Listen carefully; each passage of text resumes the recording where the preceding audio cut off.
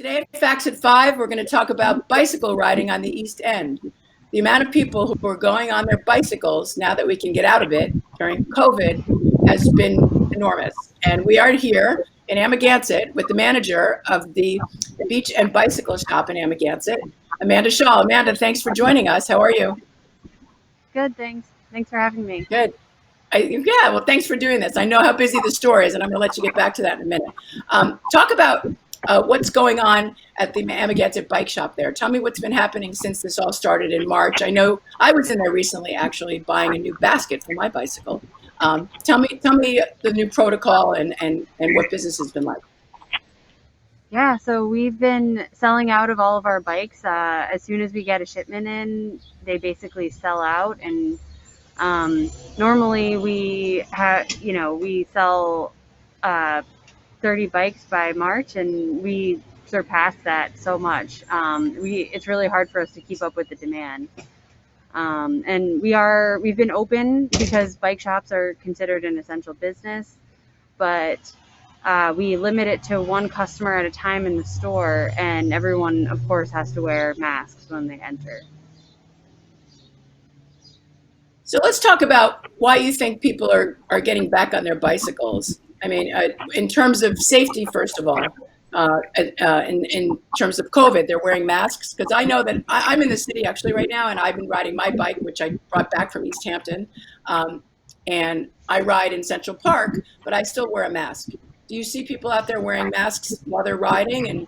And tell me what's going on there. I would say it's a mix. Like, a lot of people aren't wearing masks while they're riding, but they should, because so many people are on the road that everyone is coming in contact with each other. And even if not a mask, then like maybe a buff or a bandana or just something to cover your face. But I think a lot of people just want to get outside and explore and feel like the sense of freedom that riding a bike gives you, and just to kind of connect with the environment in a way that is safe. Yeah. So Talk about safety. Like, I was riding the other day. This is my helmet, okay, which I got for free from it was like a giveaway, and I was actually wearing it backwards.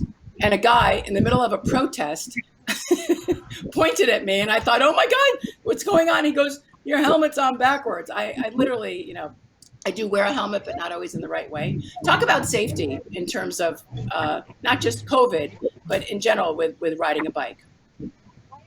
Sure. So a lot of new riders probably think that it's safer to ride on the sidewalk, but sidewalks are actually for pedestrians, and bikes should be on the road with cars.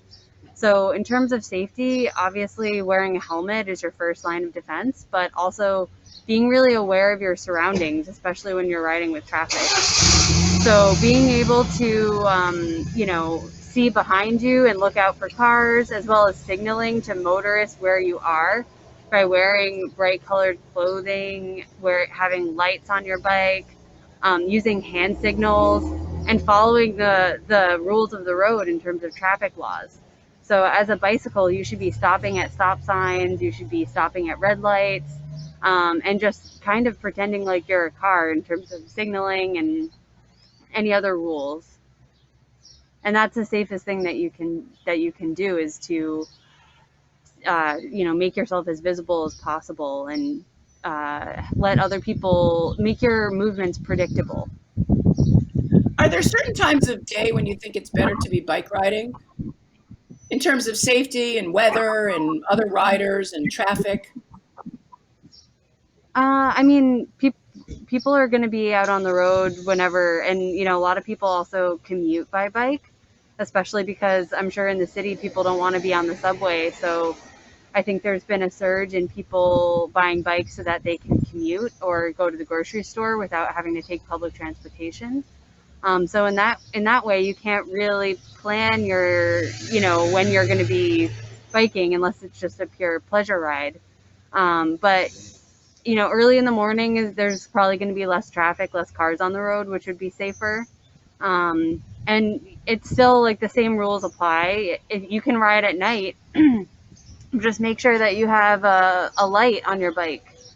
And you can ride, at dusk or early in the morning if it's dark out, as long as, again, you have the proper clothing that is bright and you have lights on your bike, and wearing a helmet. That's cool. Let me talk about how you outfit a bicycle properly, if at all. I mean, I have one of those little ring, ring, corny bells. I'm going to show a picture of my bike, and I actually just replaced my basket, which I bought at your store, because somebody in the city stole my basket. Who would steal a basket from a bike?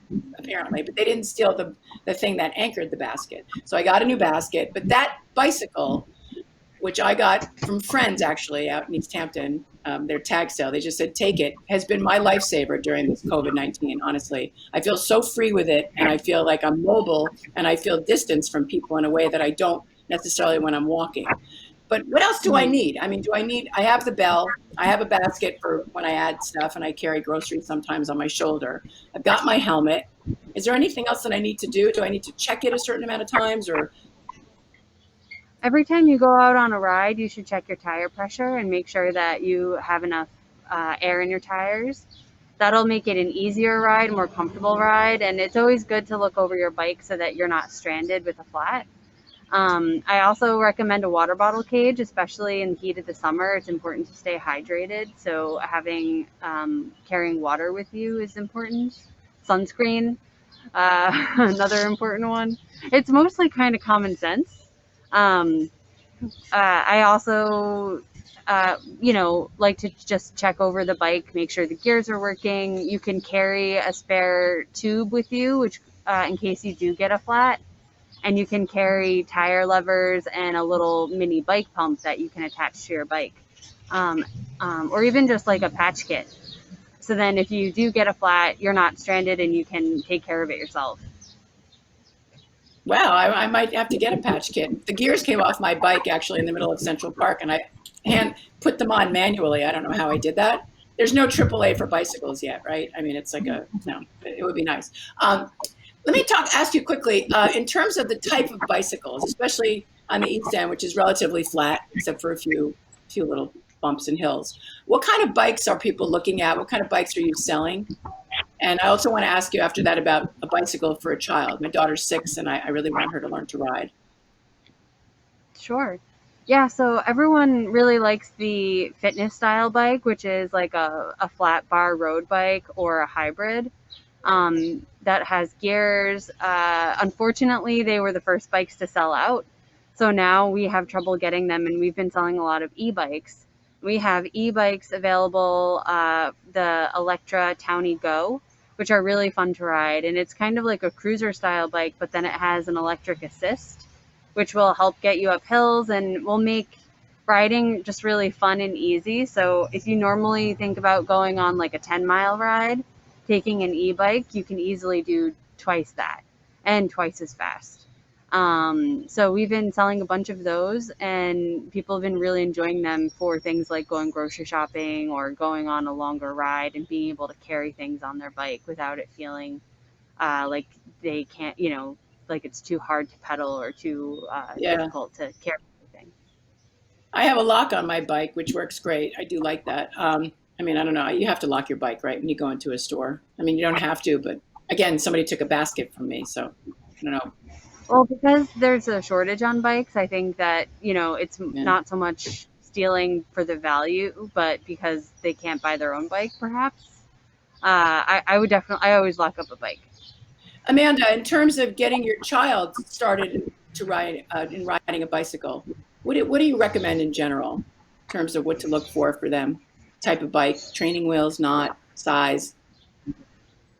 Okay, well, for a 6-year-old, it's probably a 16-inch bike.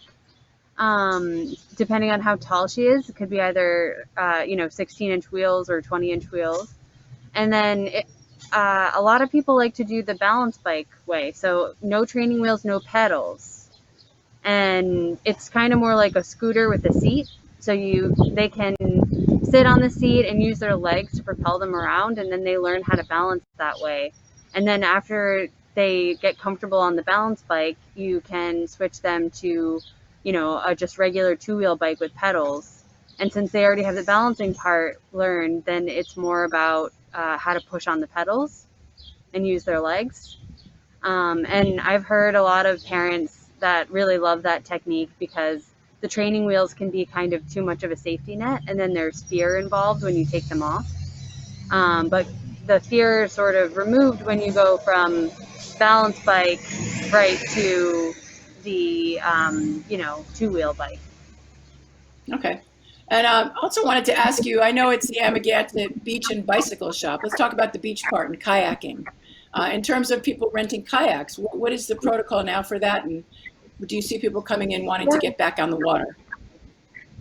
So we have plenty of kayaks and stand-up paddle boards for sale. And we also do rentals. The rentals, we deliver them to your property, or you can pick them up in the store. We are going to be, with phase 2 opening up, we're going to be able to do more kayak rentals and hopefully be able to set up a trailer down by the beach, but that hasn't started yet. Hopefully, by the end of the month, we'll have that going. That's great. Anything else you want to tell us in terms of the summer ahead? No, just be patient with us because I know bike shops all around Long Island are just super overwhelmed with the volume. So it's taking us a little while to get everything done, but we're working hard. Yeah. Well, Amanda Schall and everybody at the Amagansett Beach and Bicycle Shop, thank you so much for your time. And we're so glad that you're essential and thriving as a business. And I know that it's going to be a challenging summer, but you're doing it. And we love you guys. So thank you.